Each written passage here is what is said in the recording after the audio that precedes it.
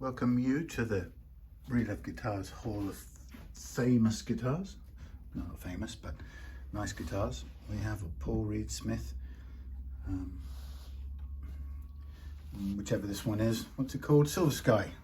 That's the one. Sort of Paul Reed Smith Stratocaster. Very straightforward. It's a John Mayer model. Look at it in nice detail, sort of vintagey style tunars. Yeah, quite a big chunky neck joint there. We've got nice solid bridge.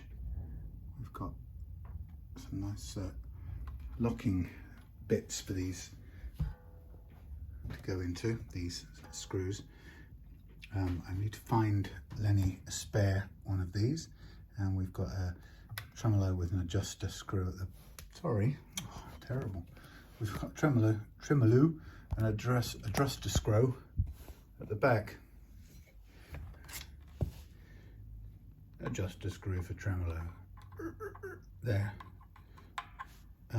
Everything else kind of normal. This is a little bit, well, I think what's happening here is this is a little bit, could be just a bit too far screwed down at the front, so the back's sticking up a little bit, and it probably wants to sit, certainly wants to sit flat, so we've got a bit of backward tuning pressure. So first thing I'm going to do is put a little bit of, just have a little feel while we're here, see if these need to be backed off just a tiny touch. I'm going to do it just for the sake of getting that feel. May not be the issue anyway, or may not be an issue, but I'm just going to take care. These are going to be sacrificial strings, so I don't mind, you know. There's quite a lot of wear on these on these saddles, that's for sure, and I know that Lenny plays this a lot, so. Okay, so it's not the height of the saddles, they look pretty much okay. We just need the spring to pull these back. They don't actually sit flush, that's what I'm saying. There must be a bevel on the front, which there is, but these aren't sitting flat on the ground, and I don't know why that is. Maybe there's a barrel, maybe the metal barrels come up a little bit over the top there. Anyway, we can worry about that afterwards. It's not critical right now. So what this is in for a setup. Currently the action is set kind of a bit high and slightly inconsistent, so you can see straight away looking across the strings here is always a good sign. See the complete difference. Like that A string's low and the E string's way high, and you can sort of get a sense of it by, you know, running up and down. Looking at, here's a good look across there. See, A is well below everything else. So we're going to set this to the right height. Lenny wants a replacement, or we're going to fit a replacement tusk nut instead of this bone one, which isn't keeping very good tune. It's a nice looking thing, but we're going to do a replacement, and we've got, for that purpose, we've got a nearest match that I can find in Tusk World. Believe it or not, they don't make a set one for that, but we have a black one that should do the job quite nicely. Spacing should be the same. Yep. So we're going to remove this one and yeah, replace it. So first thing I'm going to do is find a spare saddle screw, which isn't the best thing to do on a video. Oh look, Strat saddles. Loads of spare leftover bits in here, I am sure.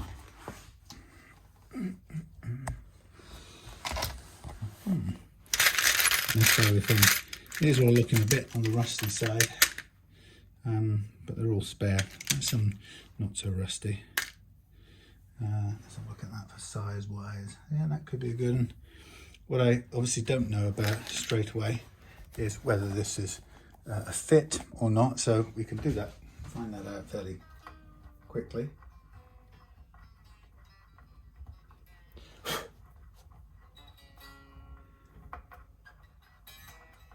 Whoops, it's locking tuner, so it's doing up the other way. Right, so I'm just gonna, before I do anything else, I'm just gonna borrow this one here and see if we've got a fit. And the way I'm going to do it is just by bringing this forward and having just a little feel. It may not match, so we may have to go elsewhere. Right, let's have a look at this. Yeah, different thread. So that isn't a given if it's a non-standard thing. My casual promise of being able to find something that fits the bill may well turn out to be a blatant lie. Harumph. Puts this back, goes and thinks of another plan. I've got quite a load of these things in different places, but strap saddles, probably mostly empty now. Strap saddles. What was that? Shims and saddles. I think. These miscellaneous somethings or others. No, not in there. Not in there. Possibly over here.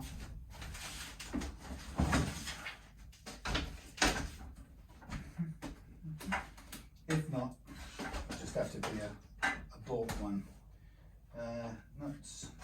Oh, loads of things. I need to sort this out.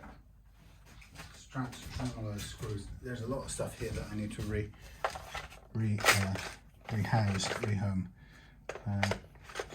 Mixed pick guard screws. Blimey. Tremolo screws, pick guard screws, useful screws, tuner screws, washers, things, black screws, strap screws, pickup screws, some wheel washers, different coloured dust. Right, not in there. These are pickup screws, which are a different kettle of fishies altogether. Just making sure there's nothing in there that will do the job. Don't think so. No.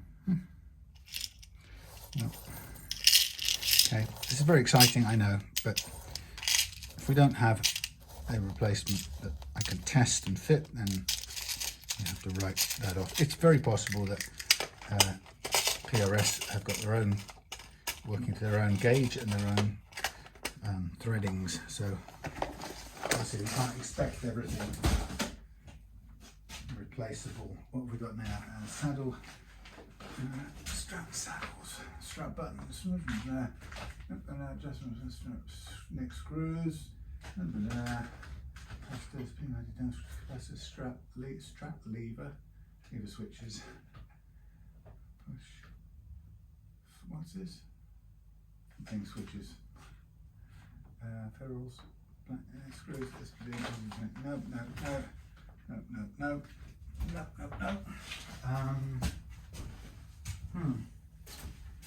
Okay. And I know there are some more stashed away around here, newer ones. Let's just have a look at a modern spare. We've got Tremolo bridges. Yeah. Let's have a quick look in here.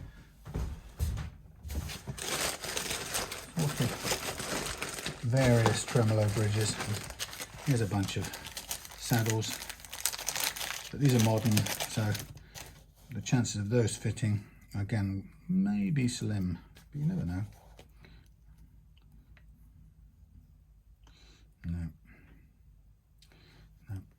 Nope. Okay, PRS special style. Damn it. Well, this one doesn't want to go in. What am I using here? That's a knackered saddle by the look of it. No, definitely not. I can't think of anything else. Everything else is usually pretty standard, so that's a no. Sorry, Lenny. I thought I'd give it a good best try. I think we're talking a different gauge. Well, we are talking a different gauge. So let's just bring that back into line as best we can. A little bit difficult to get it lined up actually, because I didn't realise. Well, oh dear, they're a bit gummed up too. Oh dear, dear. Oh dear, oh dear. We could be in trouble with gummed up rub screws next. Okay, it just about moves. I could do with cleaning those, because they are going to be problematic. They're full of gunge. Okay, so we're back on track. Maybe once we've done the setup part, I think we might come back to those. It's a US gauge, so it's an imperial gauge of screw for the saddle, but I've probably got some somewhere, but they'll all be mixed in together. Okay, so what am I going to do? I am going to, you tried the spare saddle screw, I'm going to mark it off here. The other thing we've got to do is make just a little tiny adjustment. See, first of all, if a small adjustment on the back here, on the springs, will just bring in our screw a little bit, tremolo plate to the deck a bit better.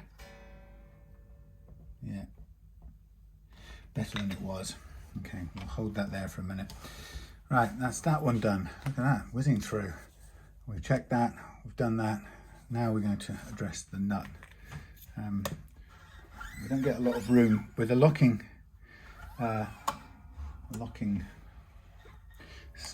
tuner. You get an awful lot of room for moving things around. So you can see there's a lot of graphite used in this nut. It's a good looking nut. It's an interesting greeny, snotty grey colour, characteristic of this, but we are going to replace it. Now if for some reason this nut won't work, I'm going to end up making one from scratch if we absolutely have to, but obviously prefer to avoid that. Now this is there's a lot of I don't know what the word would be, there's a lot of glossy finish around here, but interestingly the nut is polished separately from the finish, so it's not part of the finish, which is a sort of convenient, handy thing, because it means it's not going to be bound to it.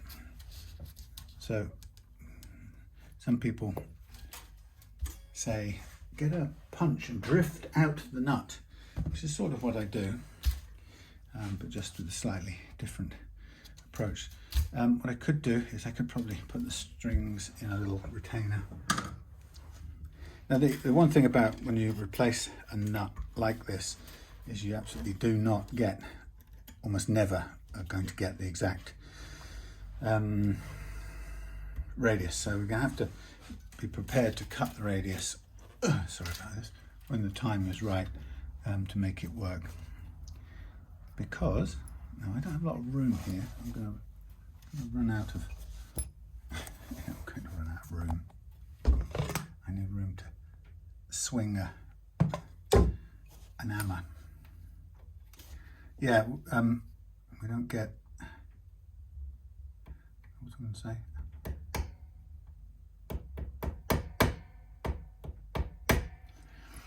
Right, so the question of getting this to come free is it's a little bit difficult because I don't have much room either side of this string tree thing, which is sort of getting kind of in the way.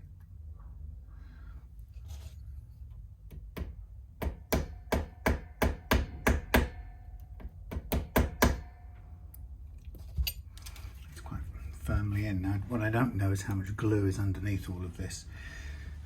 My people get horrified, but when I literally get no movement out of it, I end up sometimes having to let's just put the zoom a bit further out. I sometimes have to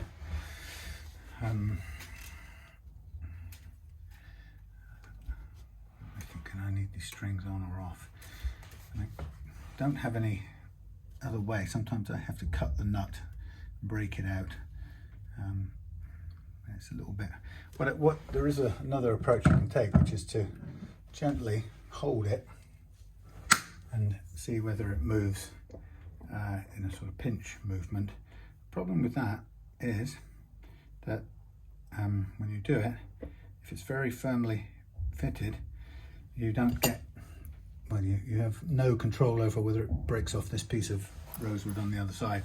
To be fair, if it's really, really well stuck in, you don't have a lot of choice on that, full stop,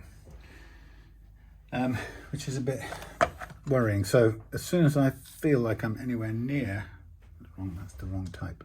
As soon as I feel like I'm anywhere near that wood breaking, I would much rather use a I'd much rather use a, what's the word I'm going to say, a saw or a Dremel cutter, and just break down the nut that way. And what I'm just doing here is I'm just hand drilling, as you can see. No motors or anything. I'm just making an indentation in the nut here to give me a little bit of purchase, either with my screwdriver thing or with a drifty thing. So it's a bit funny looking, but I'm using a little bit of thumb pressure down and a bit of spinningness, and there's a sharp point on this brad point bit, and that should give me a hole or a dent, and that dent then gives me a bit of a better grip, like so. Okay, so that's splitting, which I kind of half expected. So the judgment here is that it's preferring to split than to come out, and it won't drift out. So what I'm going to do, and I'm just going to put that there, and I'm going to do the thing that frightens the bejiminies out of people, but I've done it loads of times before. And that is, I'm going to summon the Gorgon.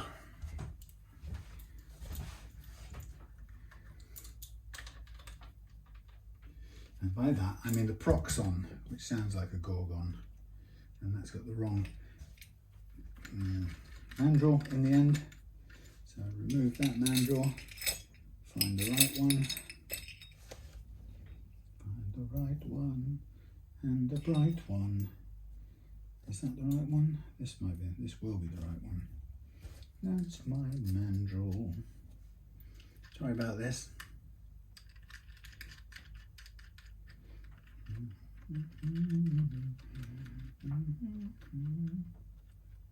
So at the moment, this guitar is playing with quite a lot of fret slap on the bass strings, even though they're set very low.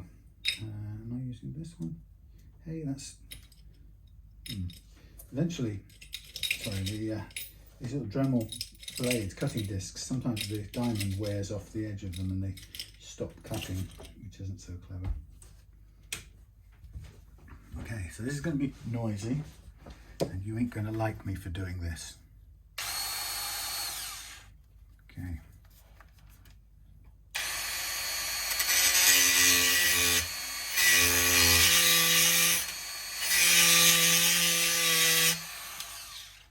What I think I'm going to do here, temporarily, put on bone dust proof mask, because I don't want to breathe all this in.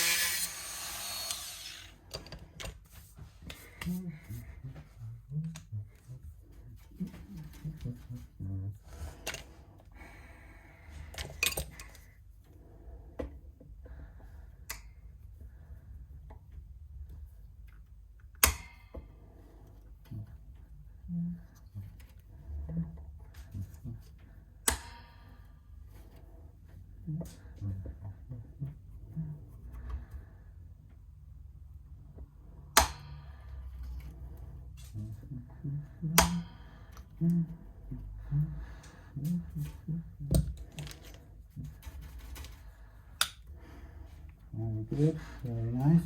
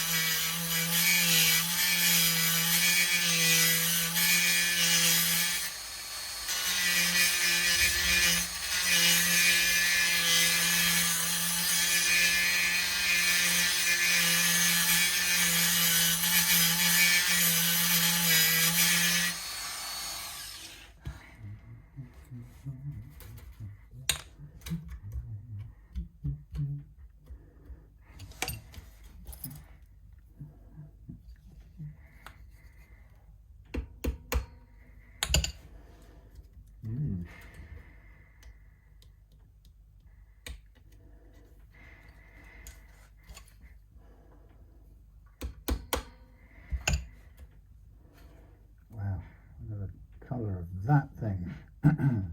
Been in there for a while.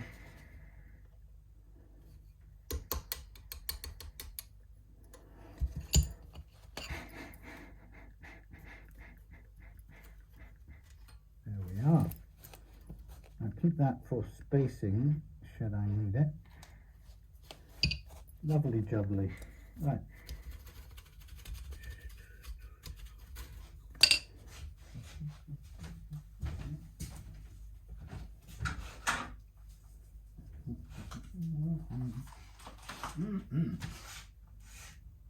Lovely, lovely stink. Now, unfortunately, what I lost in that game was the reference width of the original nut, so we're not far off. So what I'm going to do is let's get rid of this cutting tool back to safety. Let's get these out of the way. What I'm going to do is bring up.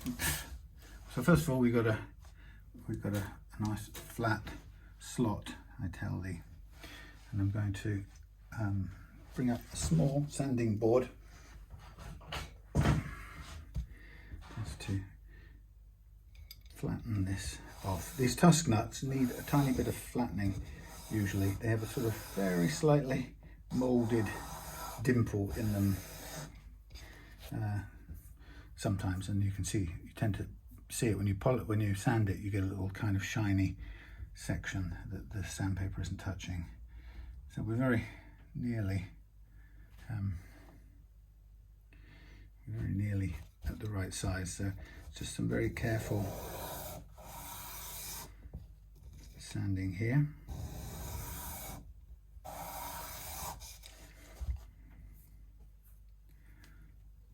Look at that, we're almost there. It's a very nearly a good fit. So I'm going to take a little bit more away, but again, very cautiously.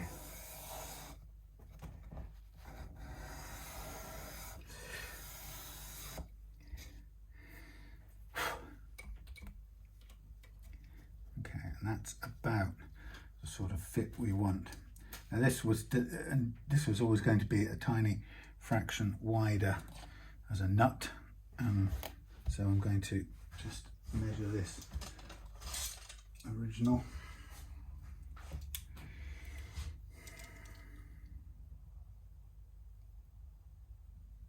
We've got 4211 there, and here we have 4315, so it's about a millimetre. So what I'm going to do is I'm going to go across to the thing and I want to go to 4311. So,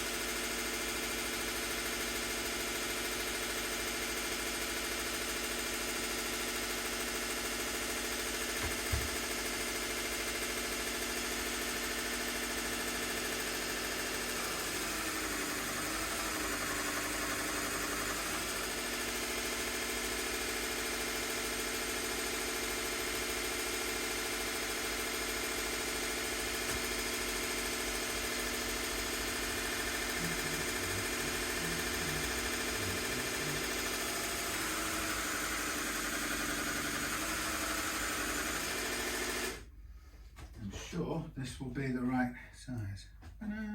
Yay.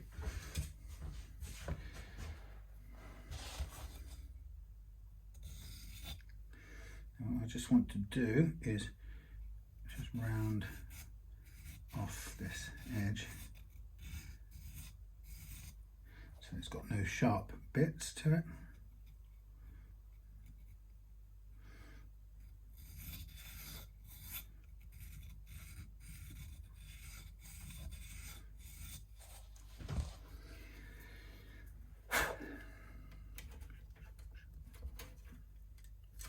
Lovely, lovely. Oh, sorry. Terrible view. Right. So what I'm going to do now is I'm going to mark up the frets ready for leveling. So these frets have got some wear in them down, particularly around here. People would unkindly and snottily say cowboy chords, and we know what they really mean is good old-fashioned open chords. I've got that wasp again. It's woken up. Listen, you've lived a whole day in here since yesterday and you haven't escaped, and I don't know what I can do to help you get out other than open the door. Come on.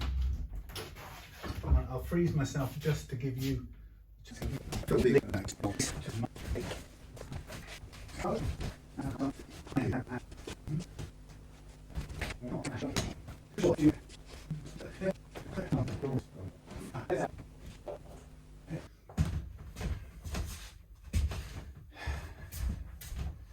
Right, you have your freedom. Out there in the cold, out there in the cold, out there in the cold.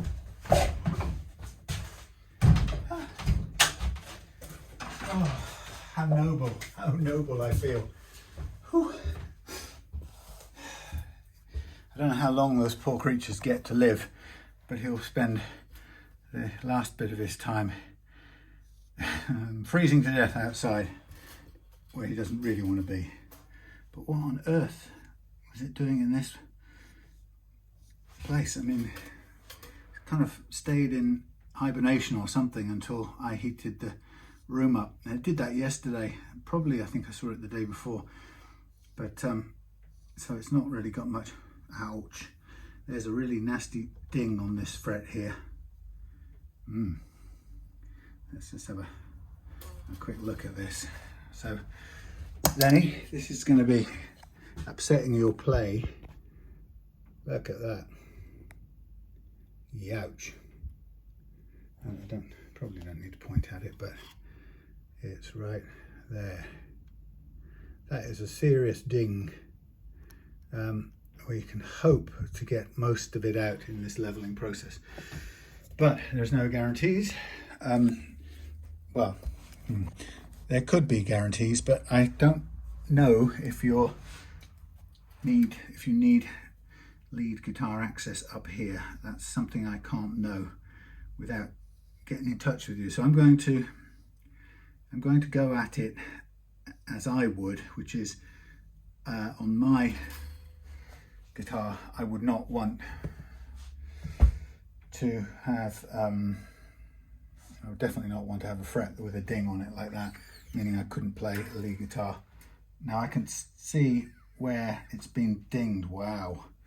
Okay. There's a bit of telltale damage. There we have it. The string has been stripped of its windings right there. Look at it trembling away. Yeah, stripped of its windings. That's where it's gone into the fret. So Columbo says that's what's gone wrong. Still, we can do our best to put that right. So the nut isn't currently fitted in, glued in place, sorry, I should say. So the nut is loose, so it means I'm going to need to tighten up the inner strings first if I don't want it to go firing off into space. So I'm going to hand do this. So pressure on the middle, pressure on the middle one first, and then the pressure on the D, sorry, the G. D first, then the G. So it's a fairly good drop in. There's a little bit too much height there, so I'll That's good because then we can make it right with the fret files, nut files, fret files, nut files.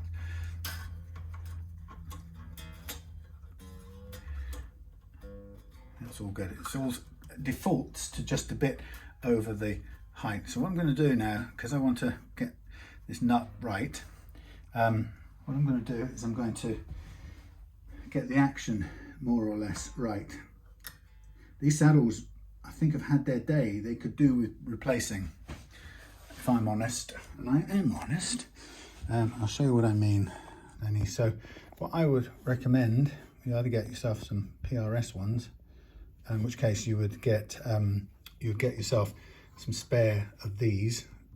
But if you look at it, look at the wire, look at the mess it's made of the saddles.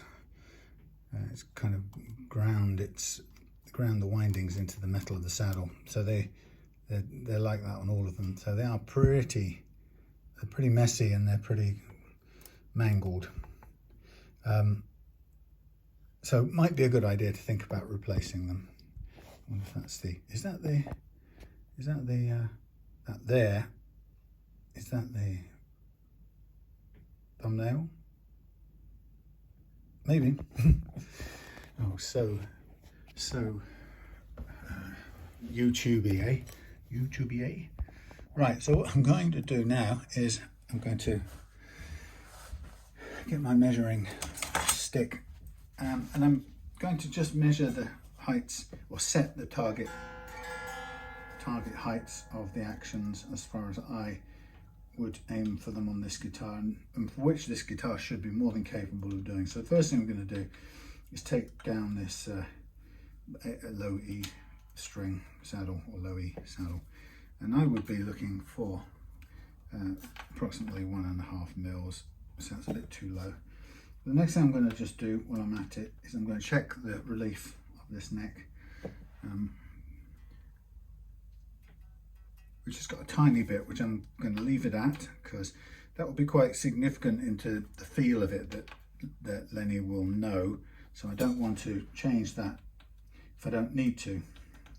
So it's quite often the principle I use when somebody brings me a guitar. I will leave the relief at or close to where they like it, or sorry, where they have it set. So these saddles, for intonation purposes, are out of kilter. What I forgot to do is measure the radius of this, but I think it's 7.24. It might be a vintage radius, I can't remember. But it doesn't matter, we'll make it work. We're making it work now because we're following the radius off here, and we'll make it work off the first fret action. Okay, that's not bad. Then we'll go to this one, which is now a bit low. Often I can do this by look across here as well, which is good.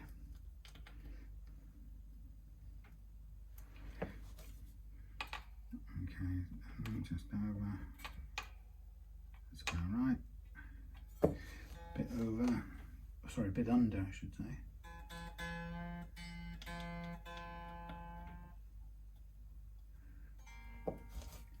Then I'll go onto this one, and this is just a bit too low.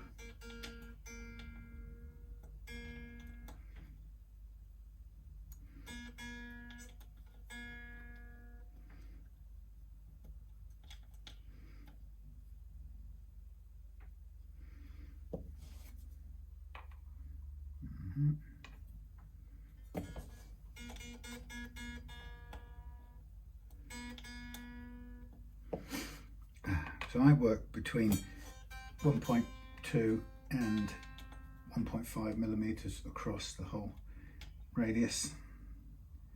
And then I tend to finalize it with a kind of visual check across there like that. So what I want to do now is put it into tune.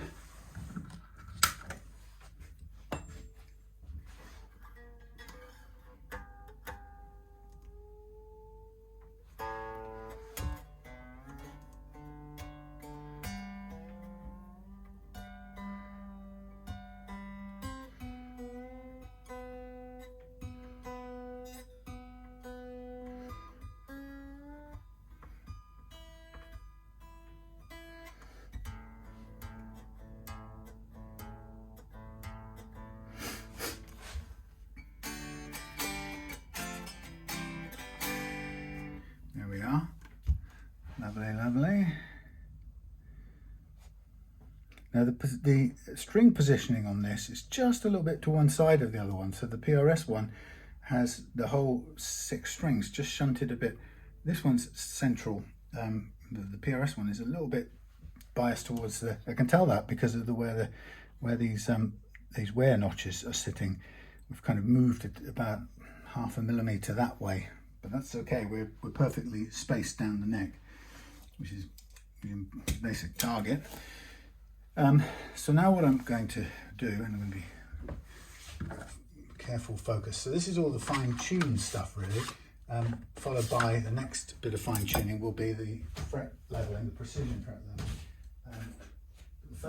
The kind of hard bits are getting the nut out successfully and safely.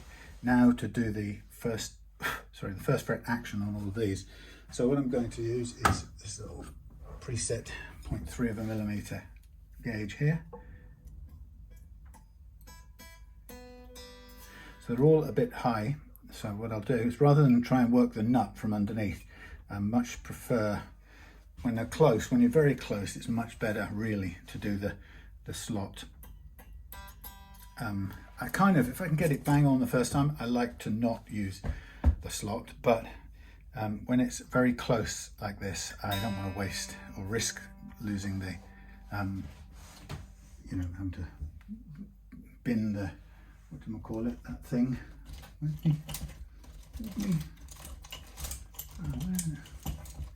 I had pencil. Yeah, I don't want to you know, risk overcutting the nut, which means you have to start again and it just becomes a right royal pain. For some reason I had seconds ago a decent bit of pencil and now it appears to have vanished. So I shall have to cut a new bit. Pencil is useful because I'm going to use it to mark, to mark the slots here. So I can just make sure when I'm cutting the slope and when I'm cutting the height down. So quite often what I want to be able to do is to ensure that the slope is adequately slanted backwards, because we want that. And then what I also want to do is to know is when I'm then reducing the overall height of the slot, which this pencil is very handy to tell me. So it needs to be very sharp. And what I do is I put a bit of pencil in the slot like so, and I can see the shine of that. So, but I'm not doing that one yet, so that's not really very useful, is it? So this is what I'm doing. So that's where I'm going to do it. There, and I'm doing something with this one here, and so I'm going to basically run it pointing backwards or downwards and backwards. And the purpose of that is to ensure that it's wide enough, and then I put a little bit of pressure into a downwards cut, but not much, and then bring this back.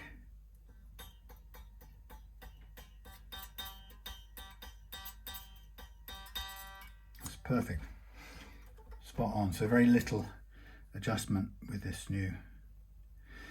Typically we might find it's perfect on the D and the G, but we might find that the B and the E and then the A and the E need a bit more, because possibly it will be the case if this isn't the same radius as this fingerboard.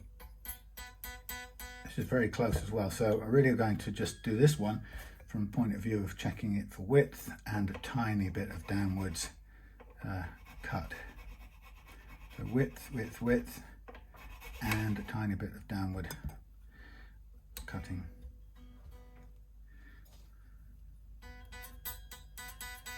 Tiny bit more.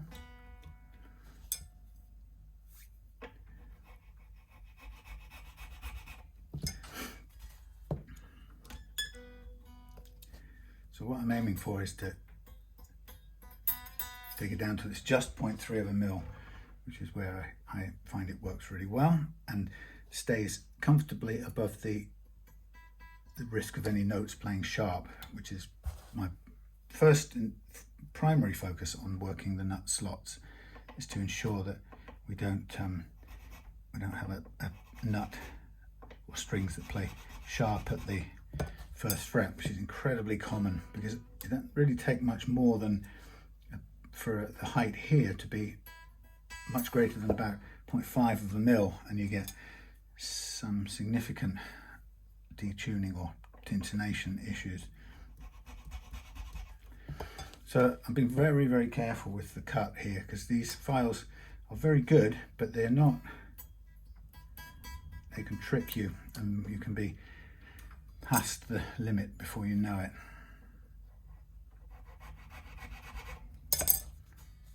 So we're talking 20th of a millimeter here at a time, if that. So we're very close. And you're thinking, why so perfectionist? Well, because it makes the difference in how it plays notes in tune or intonated properly. There you go. And it also makes it friction free. I can feel there's a ding here on this fret, on this string as well. So both, something in that area dented both the D and the low E. So it had a bit of a blunt trauma down there. Okay, so now we're on the D. We're almost there. So again, I'm going to concentrate primarily on breaking the pencil. I'm going to concentrate on getting it to the right thickness first and foremost. I can't get quality blades anymore. I want this sharpened, please. So, yes, today is Monday. What a day.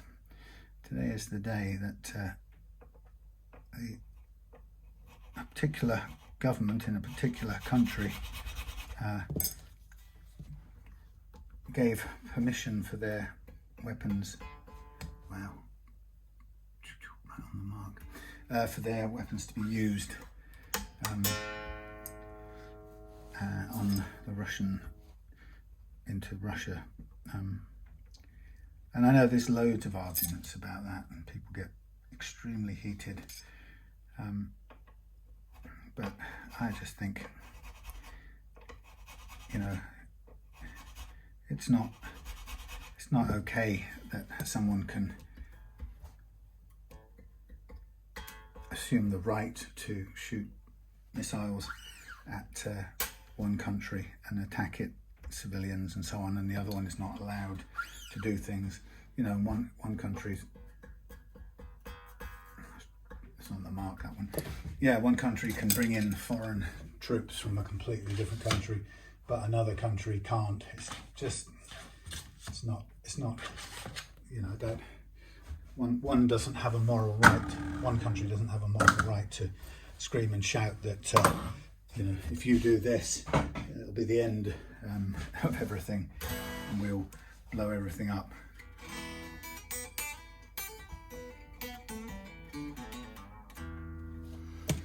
So those so that's what we got as fret slap, as I call it, which we'll aim to.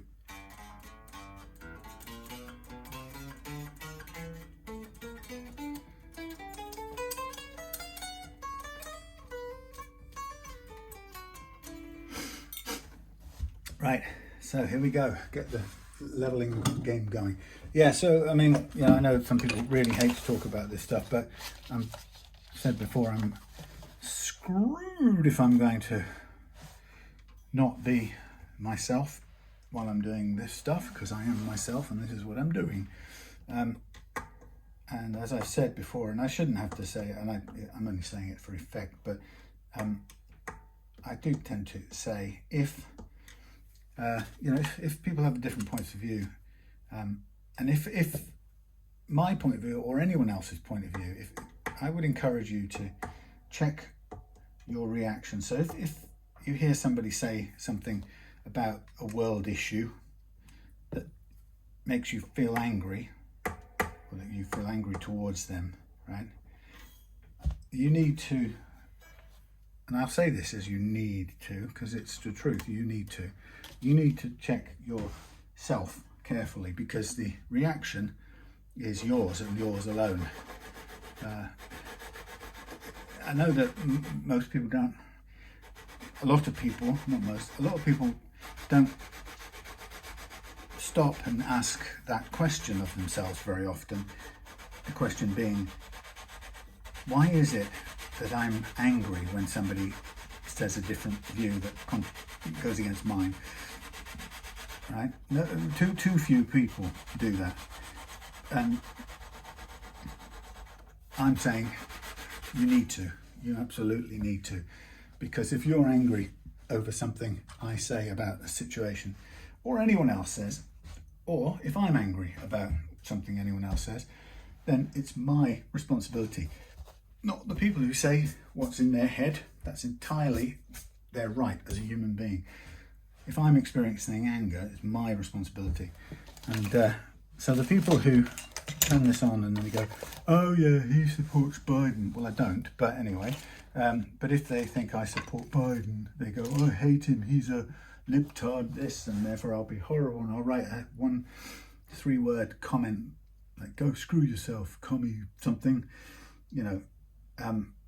And then it'll be all, in their minds, you see, it's all my fault. I'm stupid, I'm this, I'm whatever they label me as, which I'm clearly not, but that's what they think. Because to label someone like that means you absolutely, de facto, don't have to look at yourself. So, coming back to this for a minute, we have cutting, quite heavy cutting. So we've got a high spot there in this neck under load. Normal, low, normal,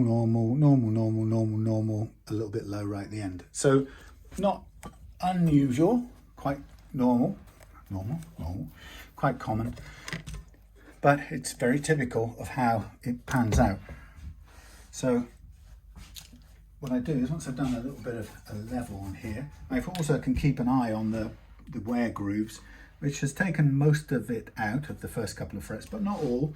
And as I said to Lenny earlier on, I don't think it's a good exchange to trade out fret metal just to get rid of. Are these frets sharp, or am I imagining it? They feel quite sharp. Okay, that's pretty good. I'm not going to go beyond that. That's playing fine. Yeah, so the fact is that, and it's rare that people stop and do it, because it's much more pleasurable to some people to just react and dump anger, express anger.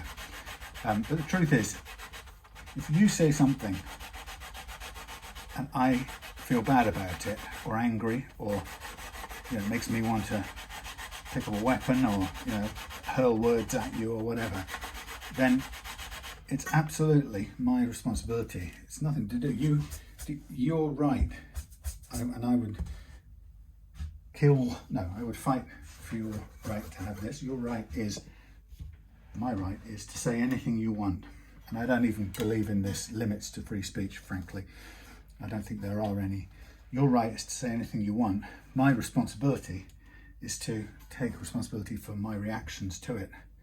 And actually, one of the things that not too many people get into, because it's almost hard to imagine a world that you could live in like this, but when you do that, not only do you lose this excuse that you have of, he made me angry, you made me, you said that about Biden or Trump, therefore, I could get angry and tell you what a stupid this label, that label you are.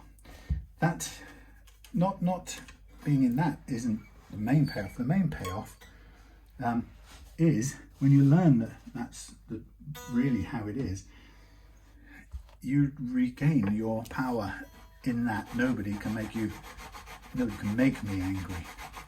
So you can say what you like, you can insult whatever you think you can insult about me, and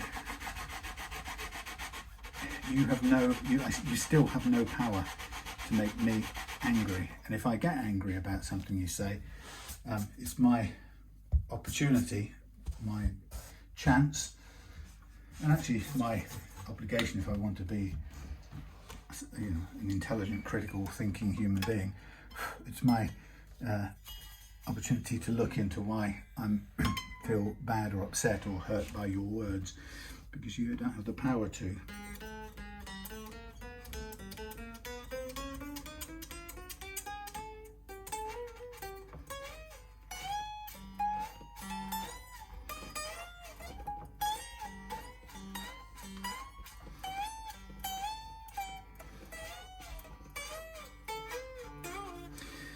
Yeah, it's an amazing thing. You don't have the power to make me angry. You can say, and I've been like, felt that way or thought that way for a long time. So ever since I have, I've never understood. Well, I've never quite understood how, you know, people go, he said my mother was this, and he insulted my mum, and therefore I then picked up a gun and did this, that, and the other. And it's like, I love my mum, and I would protect her if she was in physical danger.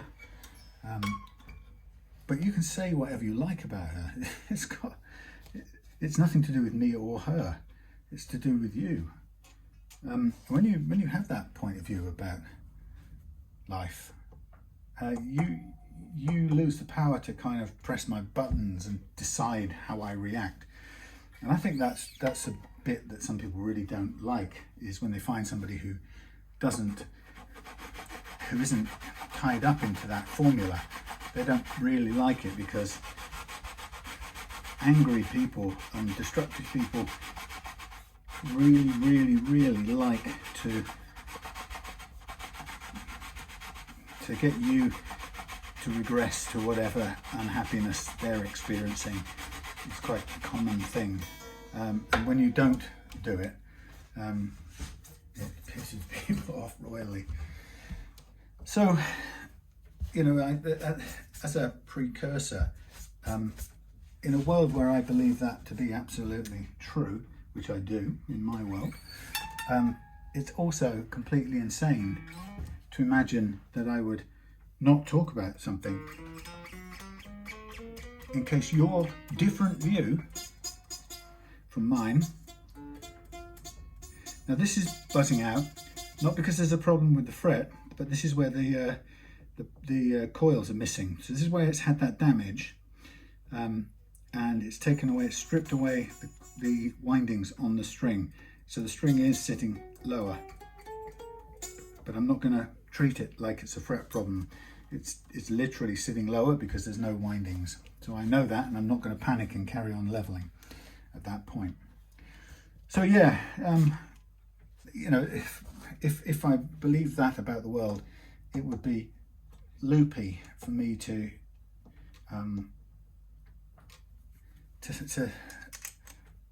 spend the rest of my life avoiding saying things which I know you or someone else might choose to react to. Now I know that a lot of people out there don't think they choose to react, right? That's a given. They think I can do it to them. If I say something about their God or their mother or their politician or whatever, they think that's me doing it to them, and therefore they feel very powerless because they don't have a sense of empowerment that it's their own choice. So if somebody, I mean, imagine what it feels like if you walk around the street or in daily life and you're just waiting for someone like me to come along and say something about your favorite band or your particular God or your brand of politics that you think, or your philosophy, or even, you know, something about the guitar brand that you absolutely adore and can't bear to hear criticised or something, you know. Imagine being so out of control that I have the power at any moment of the day to send you into screeching anger. Now you might think that you're super powerful because you can punch me and hurt me and kill me with your guns or whatever it is you want to do, but the real powerlessness is in not being able to be in charge of how you feel. You know, that this whatever you judge me to be, I can walk around the street and by speaking out loud, I can ruin your day and send you into a murderous spiral. That's powerlessness. So why would I avoid talking about things when I believe that your reaction, Mr. whoever you are listening, and think, why does this guy talk about anything else except guitars? I didn't come here to hear about politics from some person I judge as loony left, this, to that, atheist, that, anarchist, the other, whatever you know, right wing, whatever you think I am. You didn't come here to listen to that. You came here because the world owes you some close-up explanation on how this guitar works with the measurements all provided in the first few seconds, or if they're not, you deserve to have it summarized in a chapter heading so you don't have to waste your time. And who the hell does this person think they are, not putting that stuff for you, the king of your world? Oh, what an action.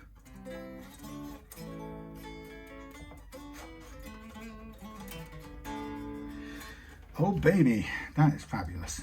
Now, what's happened to the ding? The ding is almost gone. I'm not going to trouble it. I'm not going to cost any more fret metal. You saw the ding before. I'm going to show you the ding again. It's there. That's where it dinged. You see, I even fretted on that ding just now, and I didn't even notice it. See that? I can't even feel that bending because the top of the fret now is pretty much cleaned off. Groovy. Anyway, yeah, so that's where I stand. So I would just be, I'm not a hypocrite. I would be demonstrating to myself my lack of belief in my own principle if I didn't talk about what I wanted to talk about. If I let the ever-present threat of upsetting you, whoever you are, with your particular points of view about the world, if I were to let that stop me from speaking my mind. Now, can you imagine how many people are there? There's you, there's probably 30,000 more in your little town. Oh blimey. And then there's 60 million more in your country. Oh gosh. So I've got to worry about not upsetting you, all your friends and family. Then I've got to worry about not upsetting everyone in your town. And then I've got to worry about everyone in the county, and then the country, and then this, and then that. You get it? I have to keep on modifying everything and anything I say in case I upset any of those people in that possible mix of, oh, wait a minute, I've got to worry about the whole world, not just the 60, 70 million British people, or people in Britain, I should say. I have to worry about everybody in the entire world, so I can't upset anybody in the entire world. That would be awful. So next thing you know, I have to watch what I say for every single body. How ridiculous. I mean, how impossible. Oh, there you go. That's another reason I don't like locking tuners. So I was about to use the strings here to hold down this nut. There's a bit of excess glue which I'm going to need to scrape back in a minute. But yeah, the idea was to lock down this nut with these strings. But one of them broke, and one of them broke because they don't like going through those locking tuners, really. The locking tuners put them under a lot of pressure. They crimp them and then they sort of pretty much break. Okay, so that's dead. We'll get rid of that. That broke off at the locking tuner part. Now, they should work by hand strength pull, which they do, thankfully, so I can get the bits out. I think PRS is good. They've made these adjustable by hand. They put little knurling bits thingies on top. You can probably see they have a knurl. Knurl. See the knurling? Here it's very well machined, so it's gripping my hand. It's better than putting a screwdriver in the top of them. Most of the time you don't need that anyway, but so what I'm going to do now is I'm just going to slack off all of these, take them off, and then we'll be into crowning the frets and then masking off the fingerboard, polishing out, and yeah, to kind of follow the end work. So the precision work during my friendly chit chat, my banter, that's all the precision stuff is kind of done, really. So let's see if I can do this by hand. Yes, I can. Very good. vice-like finger strength. Jeez, not on that one. Yes, so there you have my take on who's responsible for how I feel, and it's only me. And from that perspective, I can either live my life now. Hey, guess what? I'm not stupid, right? If I walk in amongst a bunch of people who I know do not take responsibility for the way they react to what other people say, and probably many of you can think of a load of people straight away that you've seen in life who don't do that, then I'm not going to walk into amongst those people and start shouting stuff just to test my theory of how out of control they are for their own emotional responses. Get it? I'm not going to do that. That would be just plain counterproductive and stupid. Plus the fact if I know somebody's like that, and the majority of people I'm afraid are, I also don't want to go and make their lives miserable just to prove a point. I feel, if I'm honest, I feel sorry for people who do approach life like that, for the simple reason, as I said, that I find my life is much more empowered and much more manageable by not having that point of view, or having the opposite point of view, that I'm in charge of how I feel and how I respond to what you say, aka what you think. So you can think anything and you can say it and nothing happens to me. You'll notice that. Sometimes I do have a response, and it might be sadness or fear, or I feel sorry when somebody comes onto, I feel sad or sorry or something. Whoops. When somebody comes onto YouTube and says something unkind or threatening or whatever it is they do, because I'm reminded again of an aspect of life or the world that I wish wasn't that way. But my sorriness is only itself a kind of lack of acceptance that the world is that way, and unfortunately a lot of people can't help themselves but go online and relate to people in that unkind, unpleasant, knockdown sort of way. That's how it is. So if I'm a bit more accepting of how things really are instead of just how I wish that they were, then I recognise that depression or sadness that comes as a result is my responsibility, not theirs. And I don't want them to modify their behaviour so they don't just so accidentally, randomly pitch into my stuff that I'm not dealing with in a very aware or mature manner. Don't make it your business.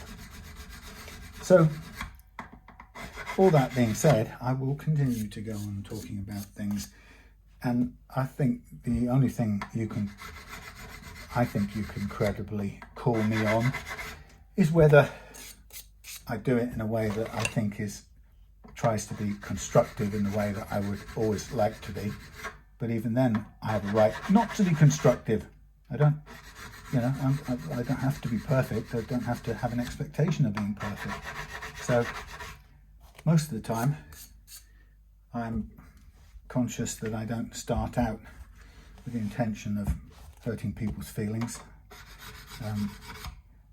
And I have to say, I think be familiar to some people, the idea that ultimately my right to express my feelings does trump your right, or my thoughts and feelings, the right to express them, freedom of speech, should, in a civilized society, progressive modern society, should trump your right to shut me down on the basis of you taking offence, or being hurt or something, having an emotional reaction. So, because the simple principle is you can take yourself away if you don't want to listen to my talk about guitars and or what's going on in my world around me. You don't have to watch it.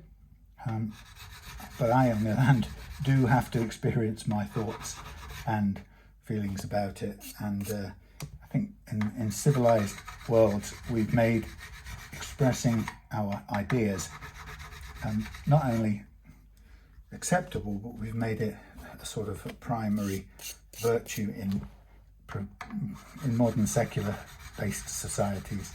And I say that carefully because I don't think it is a virtue, or virtue is the wrong word, it's biblical, but we've made it a plus, an understood good that in a modern progressive society we have a free exchange of ideas, even bad ones, right? And it's for time, culture, history to judge which ideas were bad, but we can also judge them by the standards or by the systems of today, like, as you'll hear me say many times, like the scientific method is a very good way of understanding what ideas are good and bad.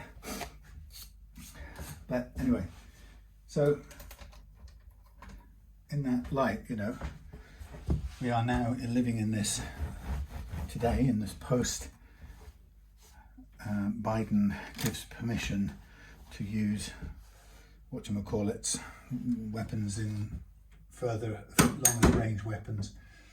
And you know, for anyone who thinks that I'm cavalier about it, I remind you that I, like many of you, grew, well, not all of you, but many of you will have grown up in the shadow of nuclear holocaust, you know, threat in the Cold War, just as Russians did, just as other people around the world did, you know, of the sort of head-to-head of the major superpowers in the nuclear Soviet Union versus kind of America sphere.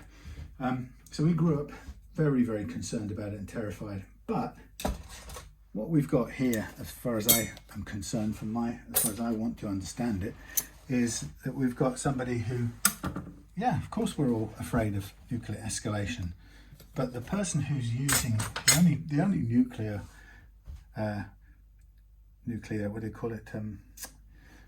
You know, oh God, I forgot the word we were using earlier on. You know, the deterrent. The only person using nuclear weapons as a deterrent is Putin.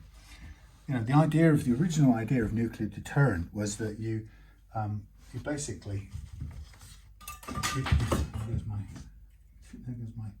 compass. No, that other thing, protractor.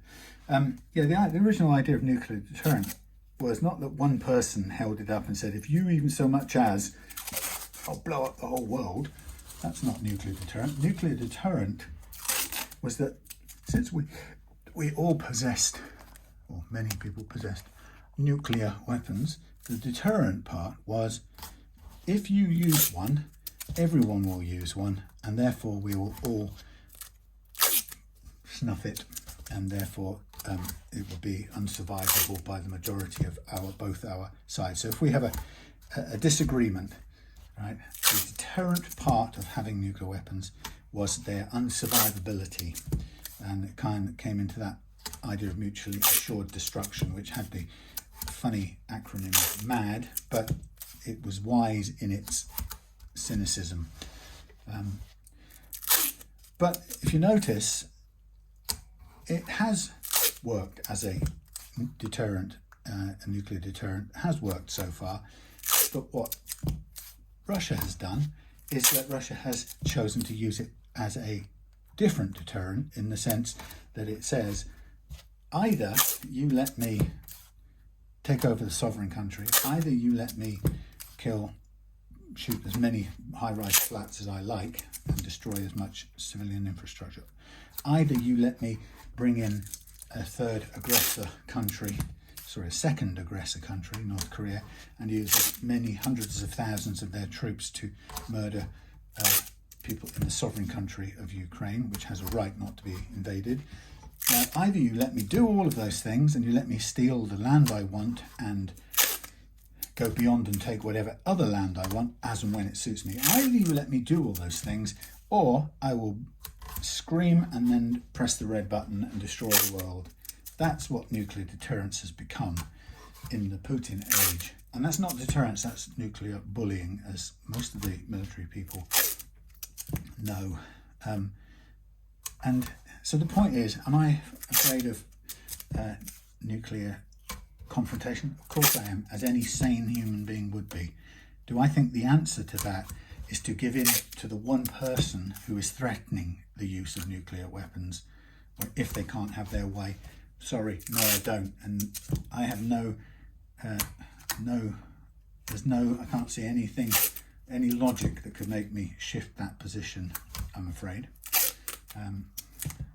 You know, if it comes down to a utilitarian choice, and sometimes it does, you know, somebody might say to me, look, if you just let him have that part, a third of Ukraine, you know, and then maybe he won't do attack any more former Soviet countries for another, 10, 20 years, and maybe we'll be gone by then, and maybe he'll be gone and somebody else more moderate will take over. And if you compare a couple of million people killed by the time this might wrap up, we're close to 1 million already, a couple of million people versus the hundreds of millions that would die if you challenge this crazy guy with the big bombs.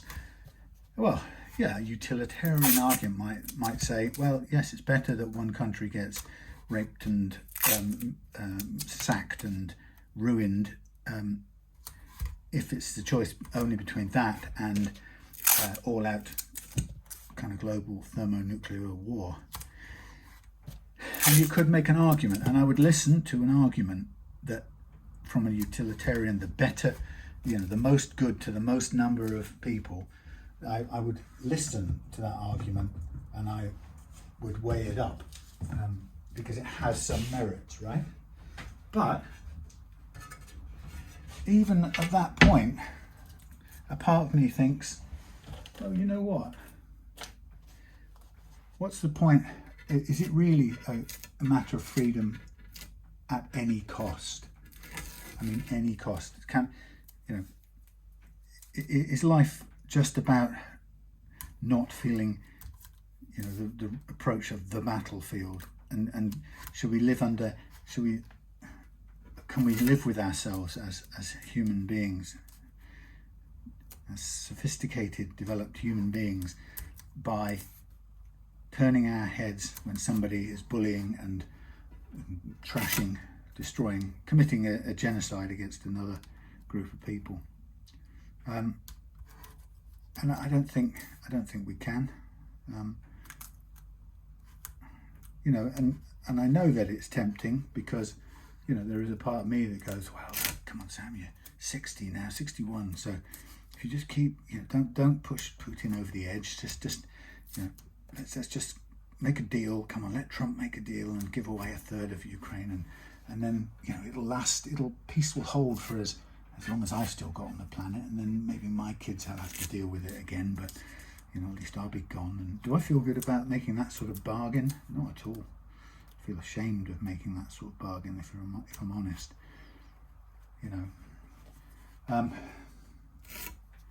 Would I pick up a weapon and go and fight? And that would be the ultimate test, I guess, of your principles. If I think it's important to put a stop to this bullying, then what am I prepared to do it? And I guess that my answer to that would be, if it was rolling across the horizon into my village, then I would have to. And of course the luxury is that right now it isn't there, but it is in Ukraine, and the Ukrainians they've taken up arms to protect themselves and their nation and their loved ones, and I would be terrified at this age of life, at any age, but I'd be terrified at this age of life to be doing the same. But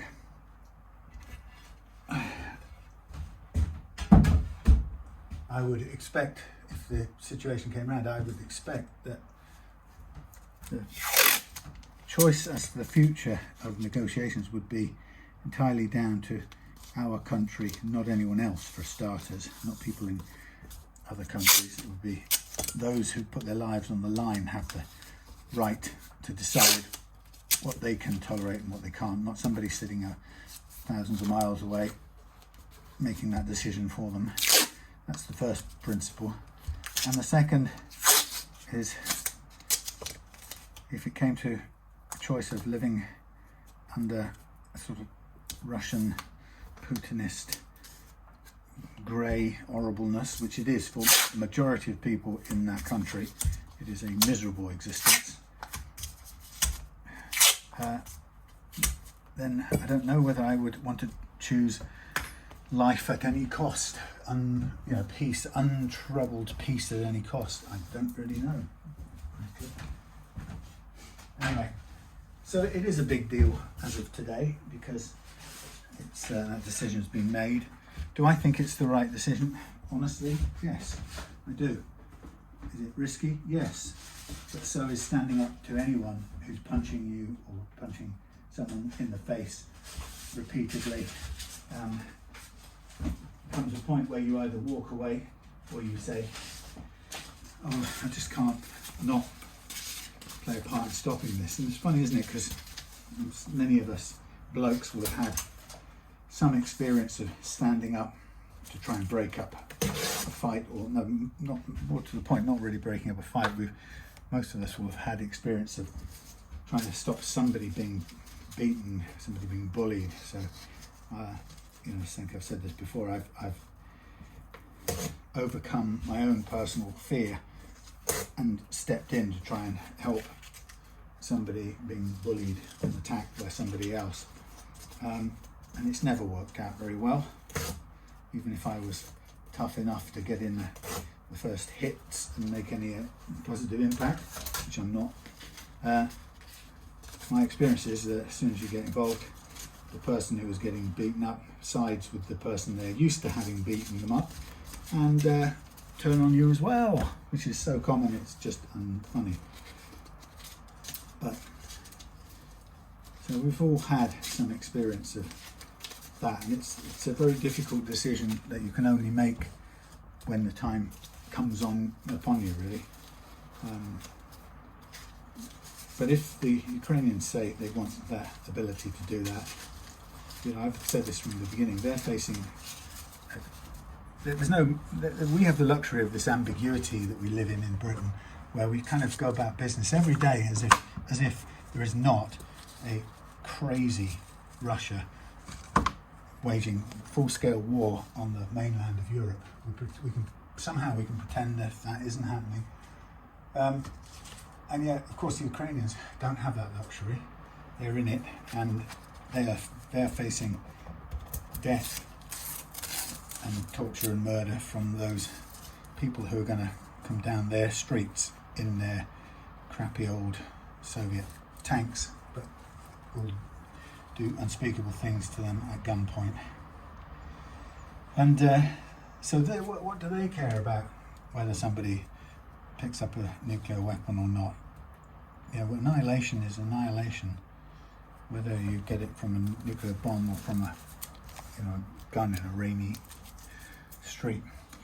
So we have this luxury of kind of making out, of choosing, saying, well, I don't think we will do this, or I don't think you should have that right to protect yourself as wholeheartedly as you possibly can. And I think if the Ukrainians, by and large, want the ability to defend themselves in that way, then I think they should have at it. And yes, like I said, yes, it is risky, and but I think we all know that when it comes to ordinary, inverted commas, bullying, we all know that the bully keeps going until the first time somebody hits back properly and overcomes their fear of hitting back. And it's the fear, the bullies work on fear, and that's exactly what we know that Putin works on.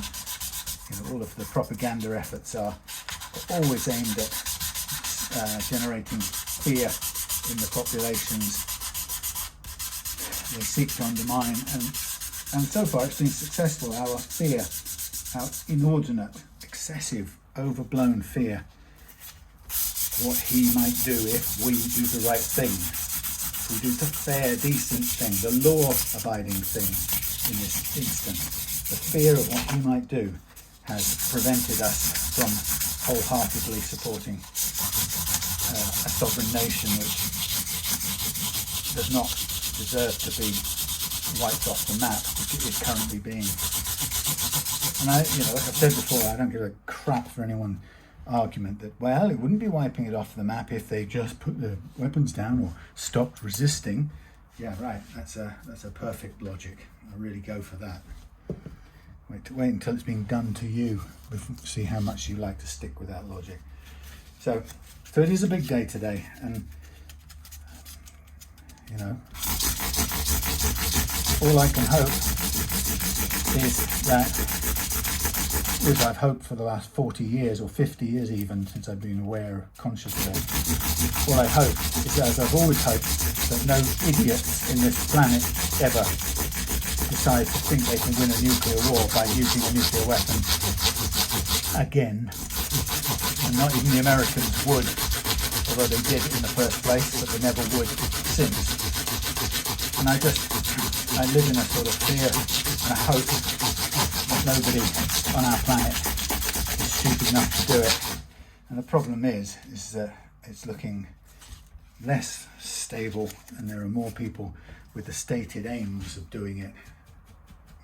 People who, the more somebody threatens to do it, the less they belong in the modern world, as far as I'm concerned. There are a couple of nations that we know that are currently like that, looking to get nuclear weapons or threatening to use them, those who've already got them. And I just think that is a sign of corruption and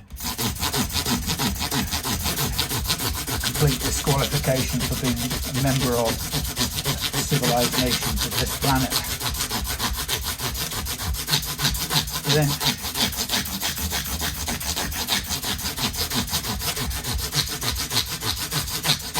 so is invading your sovereign nation. And by the way, for those of you who say I'm against that,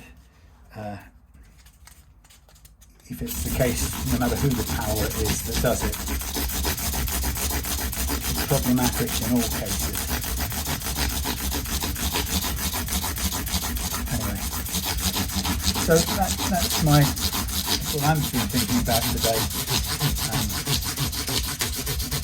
it's very difficult, I have to say, if you're a thinking person, and I'm sorry, whether you like it or not, most of us are to some degree or other, a thinking person who doesn't have a lot of get out. So, I used to use drugs and drink and all kinds of other everyday distractions, not to look at the more challenging things that I didn't want to look at. And without that stuff in my life, you have to face reality in all sorts of senses of the word, your own reality, and also the reality of the world going on around you. You can't just hide anymore. Or I've chosen not to hide.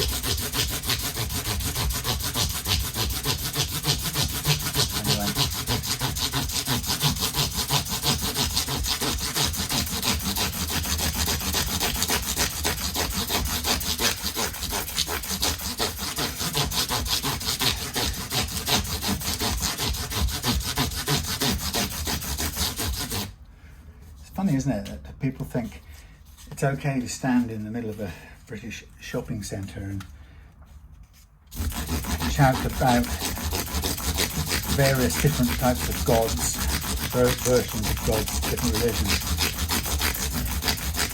That's okay, and yet talking about something you don't want to talk about on YouTube isn't. Well, everything is up for grabs, I'm telling you. The way it is.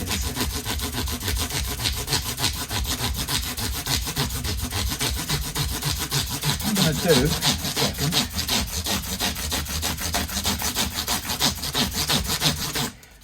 before I go on to the new micro mesh sheets on this, I'm going to take a little diversion and going to have a look at the bridge structure, because I wonder why it's sitting proud of the, proud is right, you know what I mean, it's sitting above the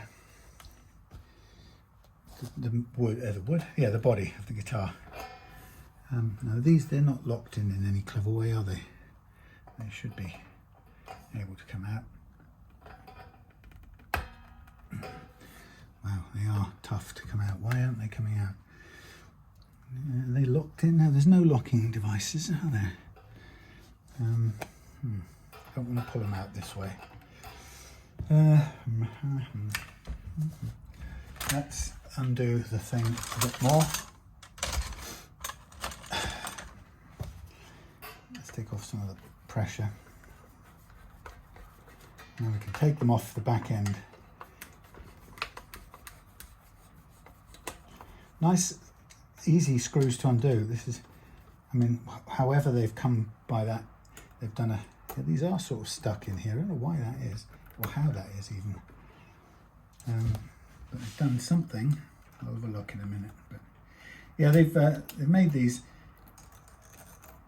screws here very direct, and they come in and out very easily without squeezing. So they've drilled the right side. They've taken care to drill the right size pilot holes, for example.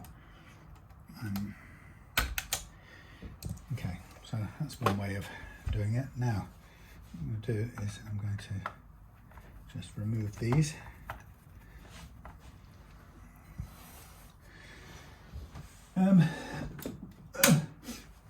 Yes, anyway. So apart from world news, what's happening on a more personal, individual level, I ask myself. So these are actually made like little, they are made like little, what do you call them? Knife edge,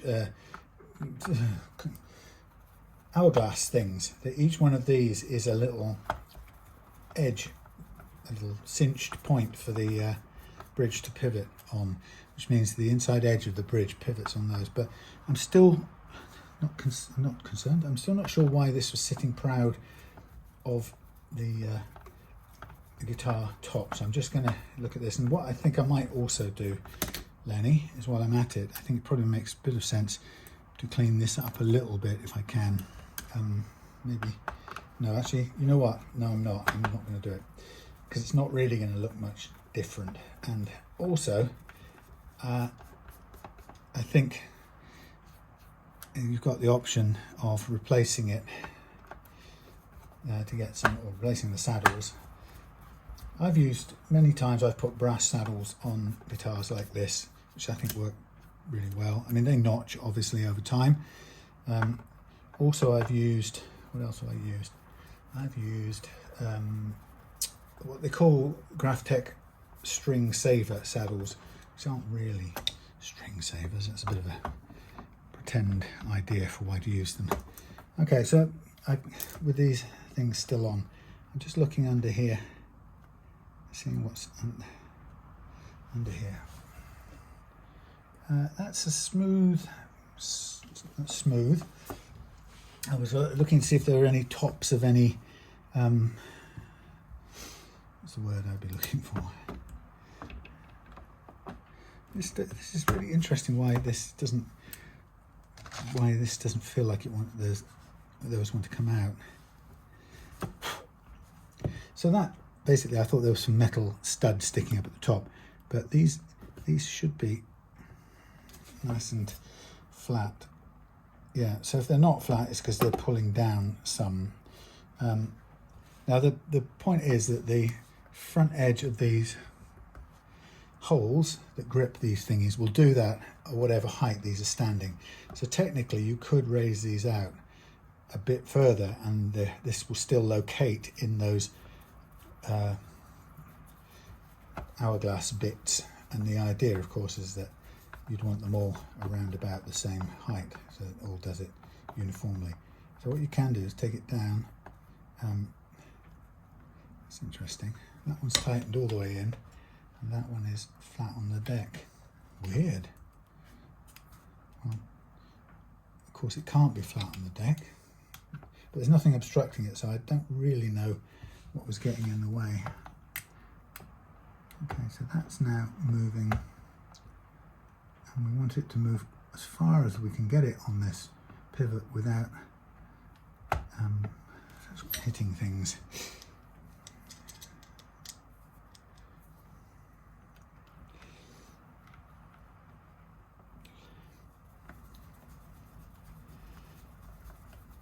So really I just wanted to check there's nothing obstructing it under there, which there isn't. So I'm going to just work out how far back this is. So we go, right, that's down. Let's put a mark on here.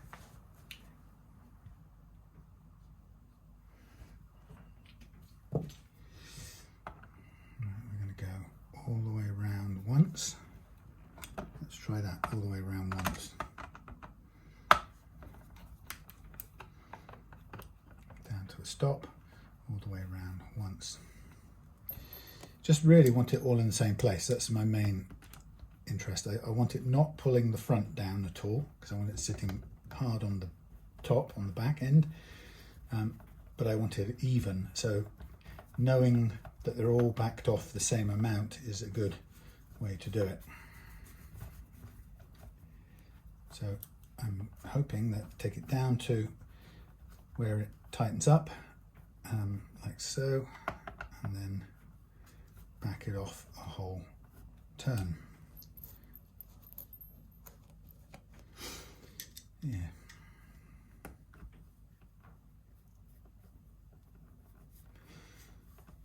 So yeah, life on guitars. It's been steady. I've got quite a bit to do. I think I could keep busy until Christmas at the moment with what I've got on. So I'm sort of having to watch bookings and be careful that I don't take on too many more in the run up to Christmas, or don't promise too many more in the run up. But I've got a couple of really good things. I've got Nick's mini Strat to build and complete. I've got the Indonesian left-handers to complete, and that means to kind of fit out with hardware, fit out with electrics, and then wire up. I've done the setup on one of the two, and I have to set up on the other one. And then I've got a lovely old Ibanez Art Core, I think it was, semi-acoustic, to restore or refurbish back into life for Greg to give his son for Christmas. So that feels a little bit stiff right at the front point. Obviously you never really get right the way down there, and it will go there. So I think that's probably a good position for the height. Now we're going to look at reattaching these, and for that matter we can take these a bit further out, as far out as they'll go without dropping out. Get these on. Nice. And then put them back in. Now I'll need to reset this later on when we have the strings on, but that's fine for now.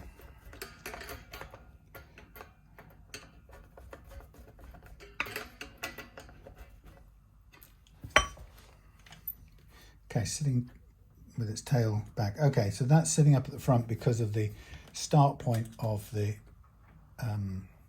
knife edge, which is fine as long as it goes back to that same flat position at the back, which it wasn't doing exactly, but I wanted to make sure there was nothing in the way. Right, so let me get on with the sanding out this with the micro mesh.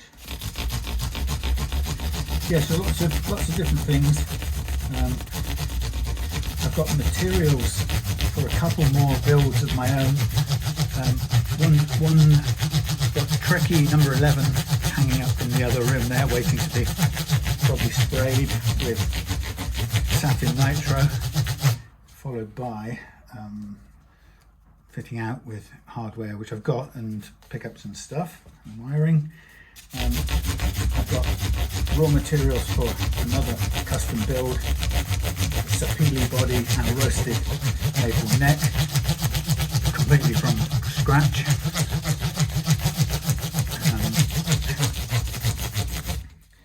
And I've got spare parts caster, I think a telly style to build.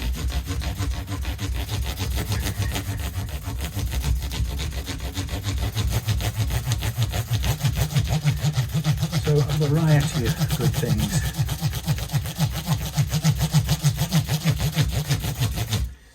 I'm trying to also figure out a gap or a way of getting up to visit Mum in London. Barn. It's surprisingly hard work to get up there and stay up a few days.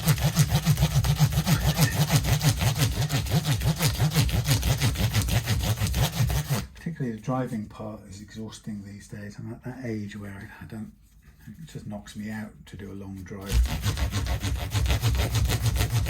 I'm ashamed to say.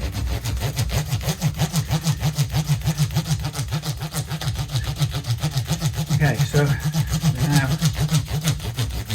on the final micromesh piece, and after this it's just a matter of cleaning the guitar up and tightening up the strap button, and we need to fill and re-drill if the hole's worn out, possibly. Lovely, done. Right, on top of that. So, what I tend to do is just wipe off the surface dust like so, and then remove the papers. Oh, let me just try this saddle strap button. That's the word I'm looking for. Actually, that's fine. That's got a good screw or bolt system in there, which is done up nicely. Good old PRS, better quality fittings.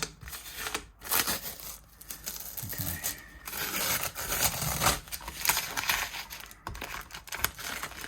I know occasionally I'll do something like that, and then somebody will come in on the video and say, don't you realise that the whole point of the John Mayer signature model, or whatever, is that it has a loose bottom end strap button, or it has a ding on the 18th, 19th fret. You're not supposed to get rid of it.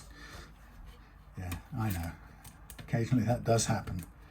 I get caught out that way because I can't imagine for 1 minute anyone would be mad enough to want to pay for a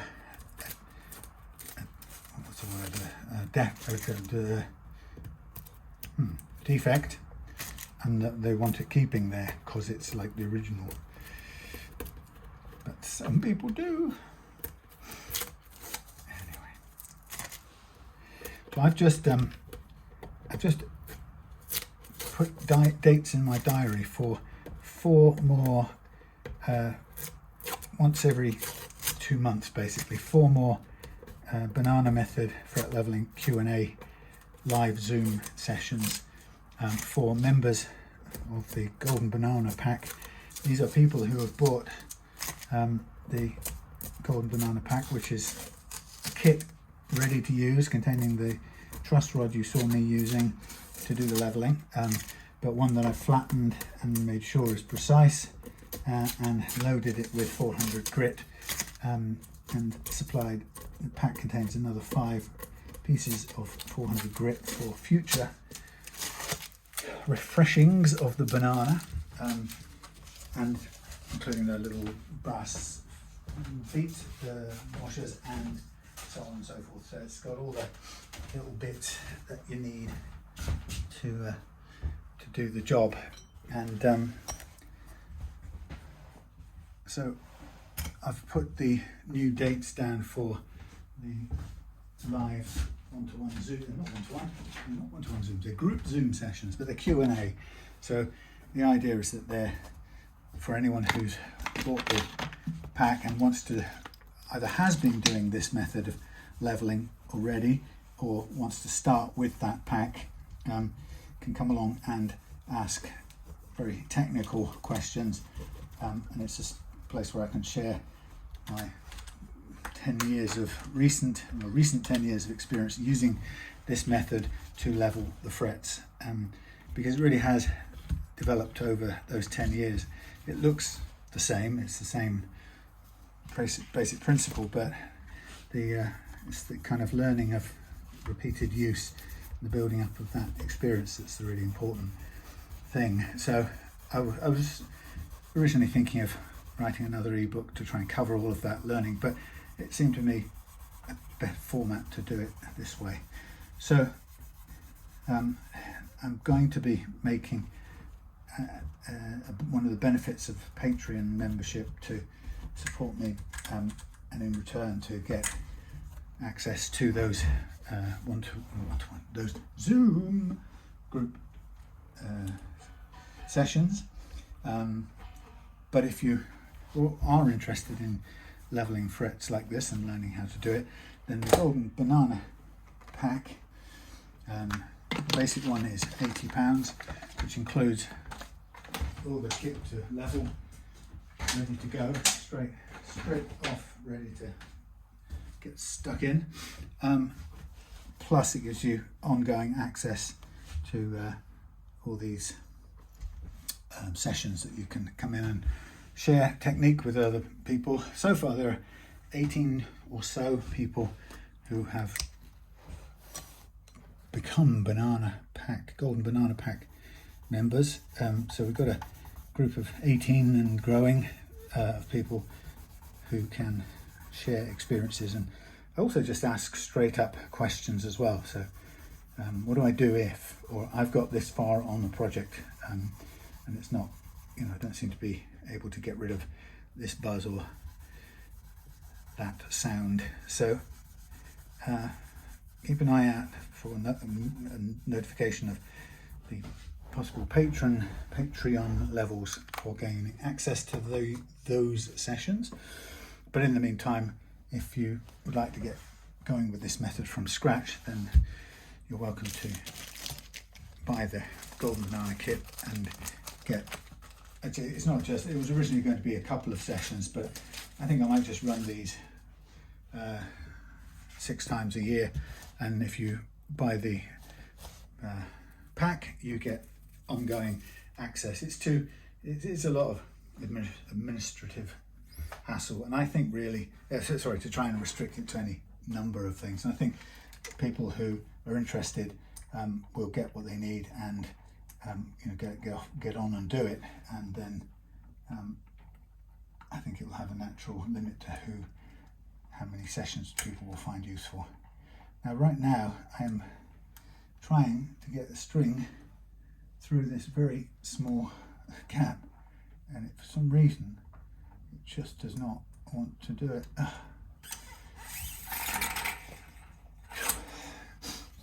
So that's it. There's a Golden Banana Pack Plus, which is the above as mentioned, plus both of my ebooks, downloads links for both of my ebooks, and that's God, how much was that? I can't remember now. £120, I think, or maybe not as much. Oh, I can't remember. I should look at it anyway. So if you're interested in any of those, and it's only for certain people who get this method, have used it before and want to do it to the best of their abilities, or people who are possibly not even looking in the right direction, are you? Possibly people who are wanting to do this as a business as well. There are tools you can buy. Some of you will know that you can buy a tool called the Katana, which does a similar thing. Actually, funnily enough, many of the fret leveling bars from people like StewMac and so on don't do this. This method depends on leveling frets with the strings on and the neck under fully loaded tension, and it's no point any method, no point using a method that essentially doesn't do that. So, and as you can see, it's not there's no rocket science going on. It's just a very elegant and neat method. Okay, so now just a quick thought here. So Lenny, back to tuning, your guitar and tuning. You probably have heard me say this many times before, so please forgive me. What you need to keep in mind is that electric guitar tuning stability is comprised of two parts. First part is the condition of your nut and the slots. So it needs to be the right kind of good material, friction free. The slots need to be cut so they're friction free and so on. So your nut has to be right, and including your first fret action has to be low. Okay, when you get that done, you have a chance. Your nut is 50%. The other 50% is stretching out your strings before you even play them.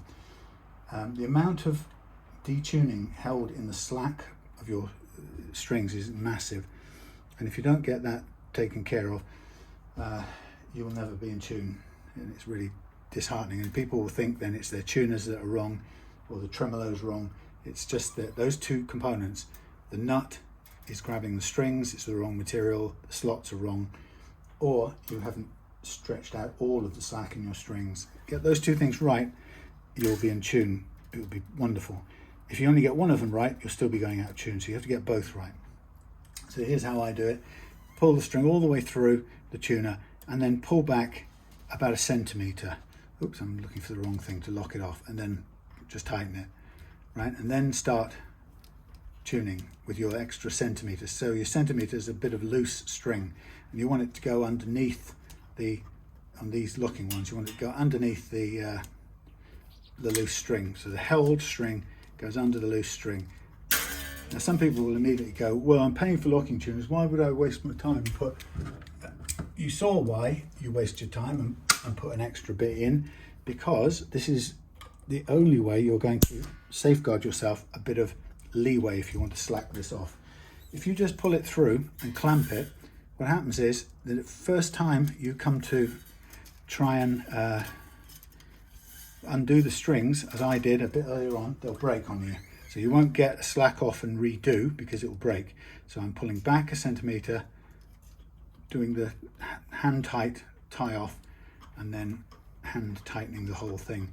So that's 1 centimetre-ish of slack. This will give you, let's pull the thing at the block a little bit.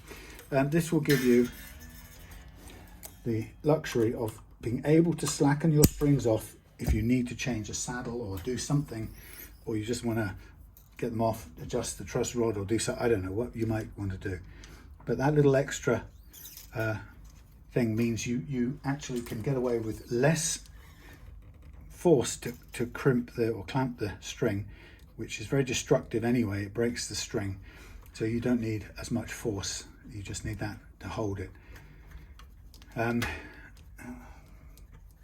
It's quite interesting because you can't really tell how much force is damaging, but you have to really begin with the idea that any crimping, crushing force on the string is going to be damaging it,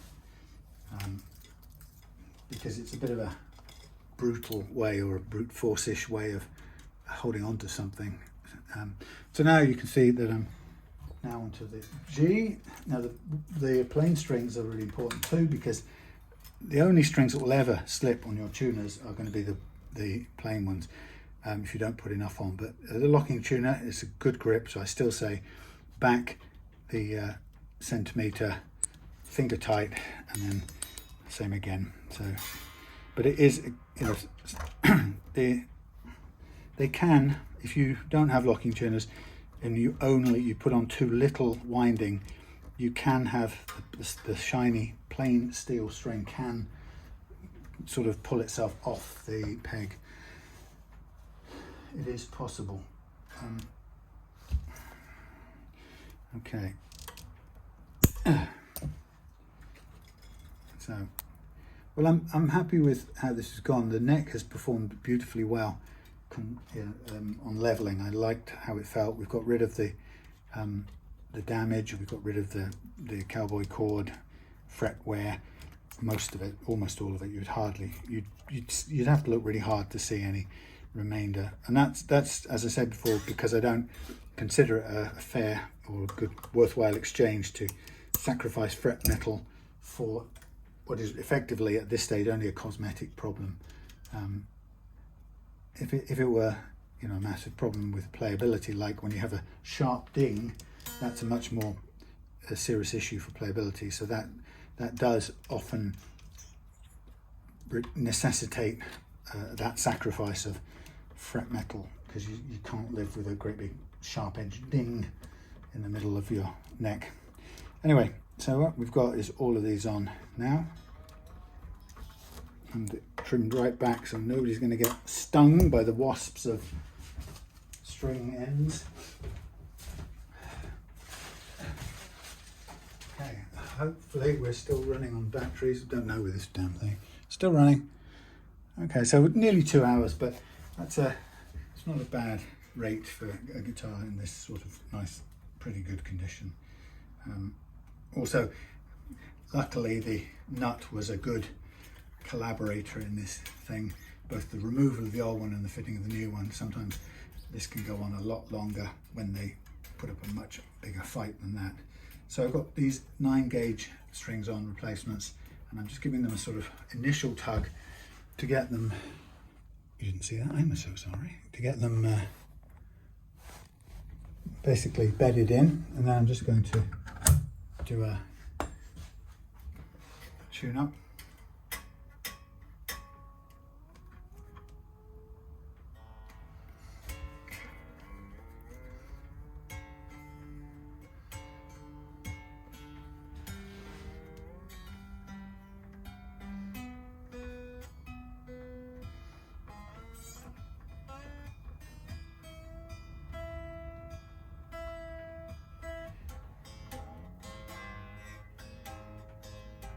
Now this is lifting, I can hear the notes changing, it's lifting the back of the tremolo plate up, so I'm going to have to screw this in because I don't want any notes to cause this to raise up.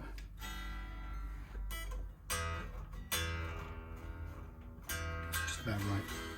So we'll tune it again up to here, let's make sure it's good.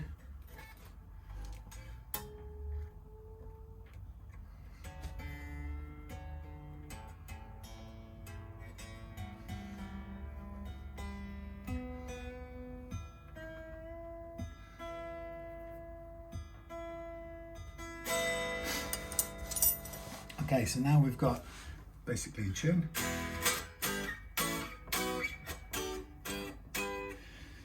We won't trust, since we had the bridge off and moved things around a little bit, I am not going to trust the height of the saddles anymore, because I've raised them up a little bit at the front. I'm just going to check that everything's straight along that edge.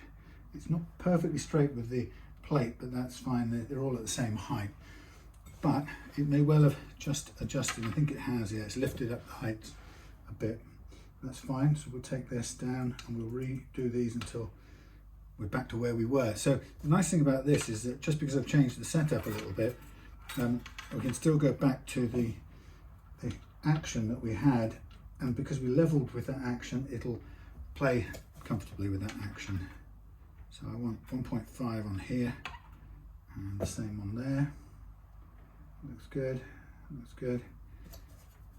1.5. That's coming down. It's a little high and that's a little low.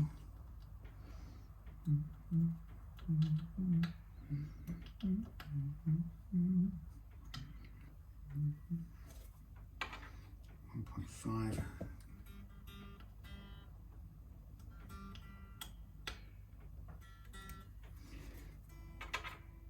1.5, too high.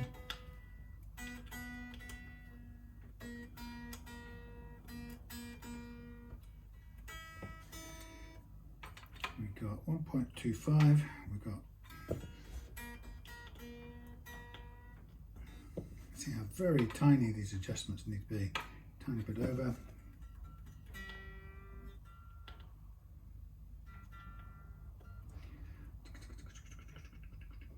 smells good.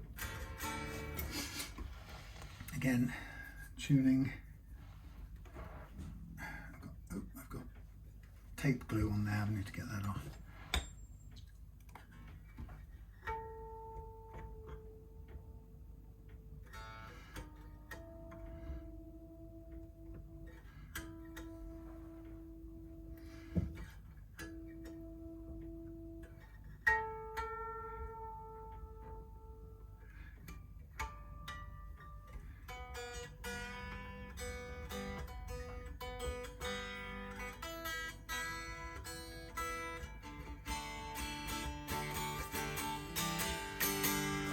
So remember, we've done half the tuning equation taken care of, and that was the nut.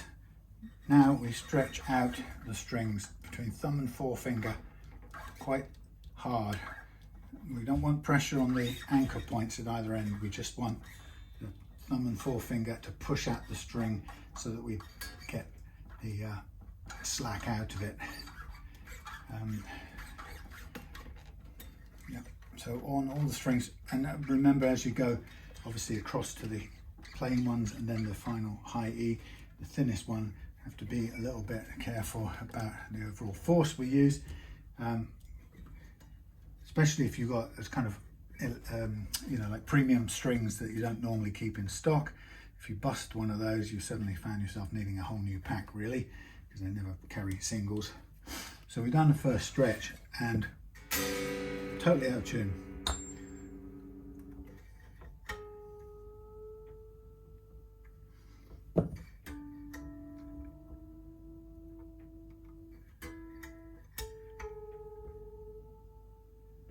So all of that detuning range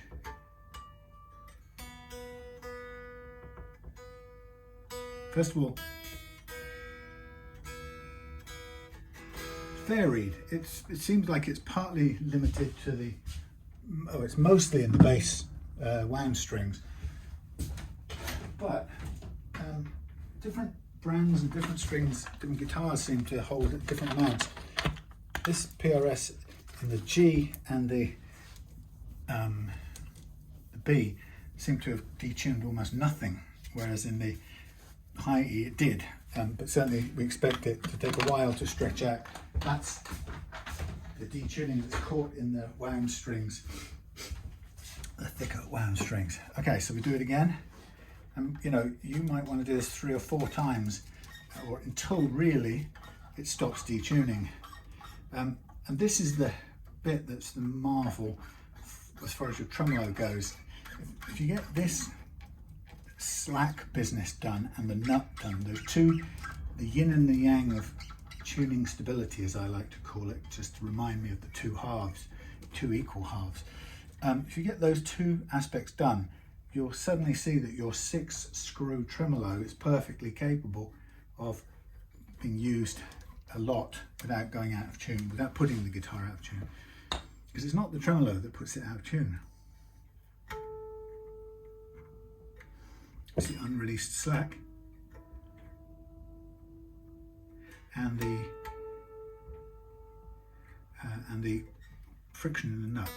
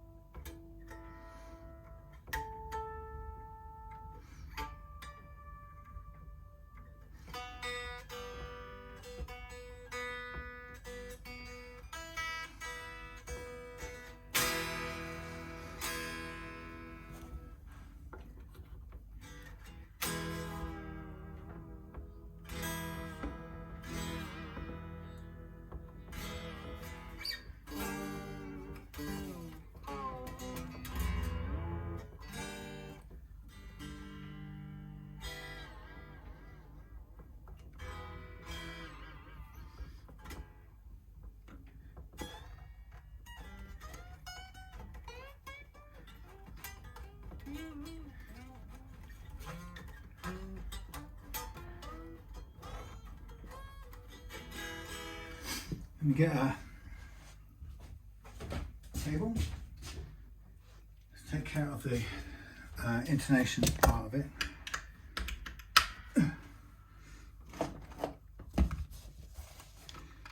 Just make sure that's all good.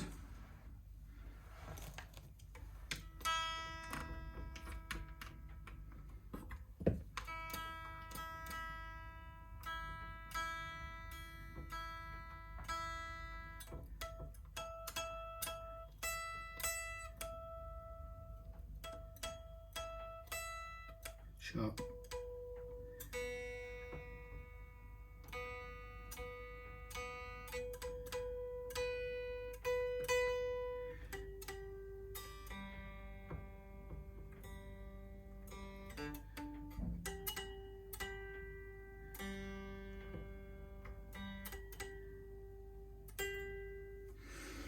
Okay, these first three are showing up as sharp. That means the string's too short for the scale length, or the playing length is too short for the way the frets are divided on here. So to reduce the distance, sorry, to extend the distance, we have to pull the string, or the saddle back. And what we're going to do is keep it going back until we get to intonate the high E correctly.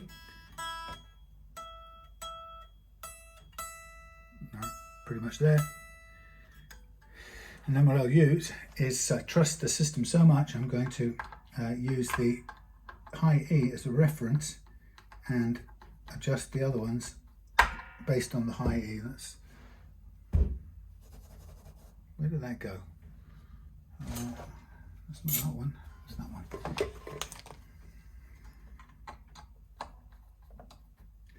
Okay, so I'm using a familiar pattern to get this right. So I think now that the top three, when I tune them again, should be intonated. Yes, that's the word.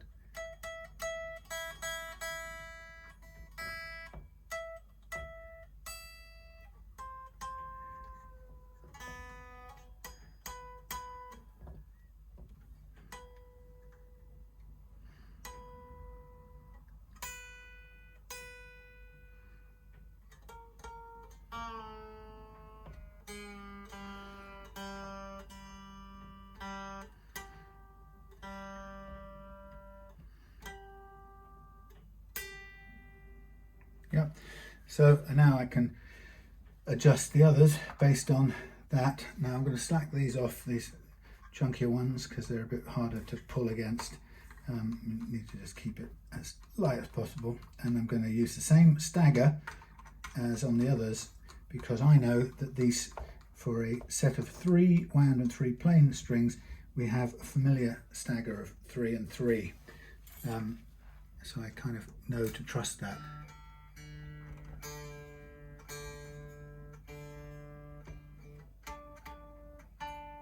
Yep, spot on.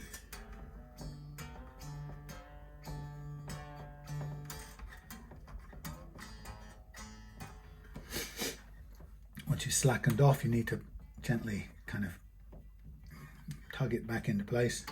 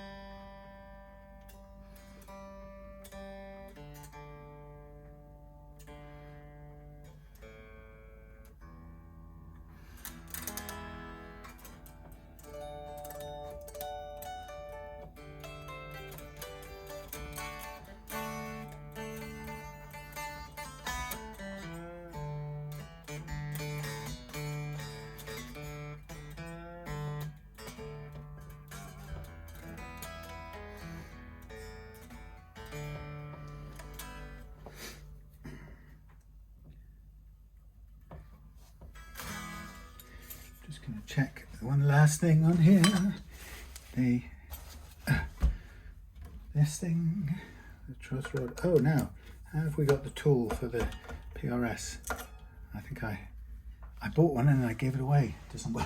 Well, I didn't give it away. I sold it, included it in the pack. Oh, yes, that's good. Well, if there isn't one in here, then we're in trouble. No, that's a strap.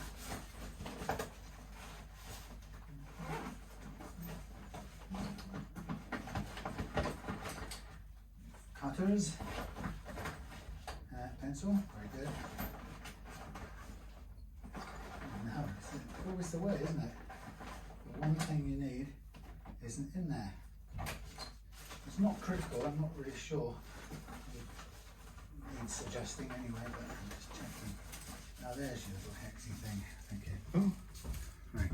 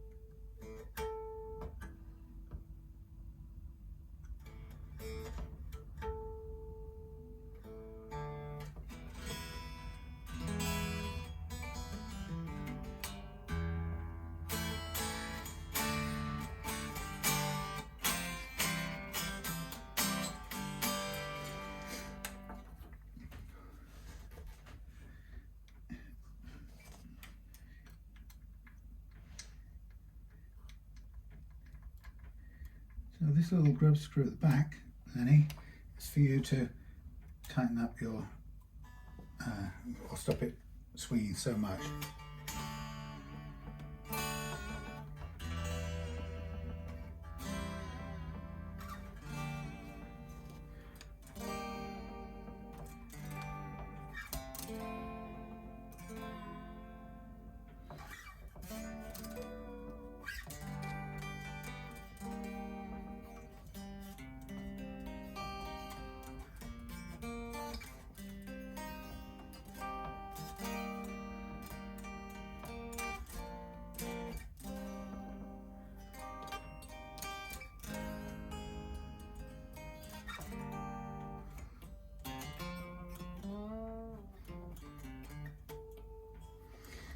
Bit more gentle stretching to do, because having slacked the strings off and wound them back on, so I've given myself a little bit more, or tightened them up I should say, given myself a little bit more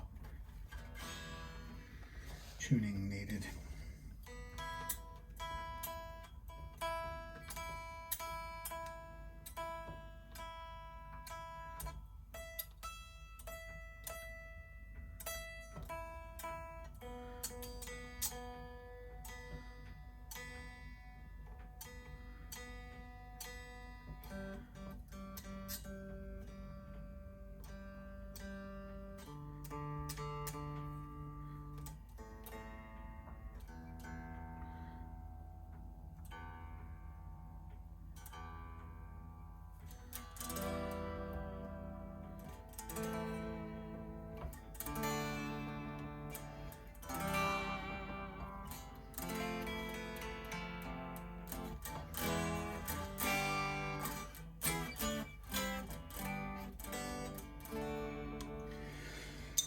There we have it, ladies and gentlemen. Let me put this back in the pocket before I forget it. We need to put that back in the tools, and there we have it, the Silver Sky PRS. No unexpected issues, all good, and happily got rid of both the fret wear and the big ding that was getting in the way and making it bends horrible, making the bends horrible. So fabulous. Oh, we're just about low battery. Let's take this off its little thing. Lose low power mode. Will it still allow me to carry on? It does. Amazing. So a quick zoom in. There we go. New tusk nut, very low first fret action, and leveled frets. Dings removed, playware removed, bridge checked through. No replacement found, unfortunately, for the US style PRS, I think, thing. Cleaned up, everything good. All right, thanks for watching. See you again.